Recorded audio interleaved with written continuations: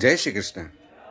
આજે ગુરુવાર એટલે કે જે કોઈ પણનો ગુરુ નબળો હોય, વિદ્યાની પ્રાપ્તિ ન થતી હોય અથવા જીવનની અંદર ધનની કમી હોય તો એના માટેનો એક જબરજસ્ત ઉપાય કે ગુરુવારે જો આપણે કેળાનું ઝાડ હોય, કેળનું ઝાડ હોય, તેને કાચું દૂધ અને એક લોટાની અંદર જલ ભરી અને તેની અંદર હળદર પધરાવી અને એ હળદરવાળું જે જલ છે તે કેળાના મૂળમાં આપણે એને અર્પણ કરવાનું અને તેની સાથે જો શક્ય હોય તો થોડું કાચું દૂધ પણ એ મૂળમાં તમે અર્પણ કરશો તો જીવનમાં ધનને લગતી કોઈ પણ સમસ્યાઓ છે તે તમને ઓછી થતી દેખાશે.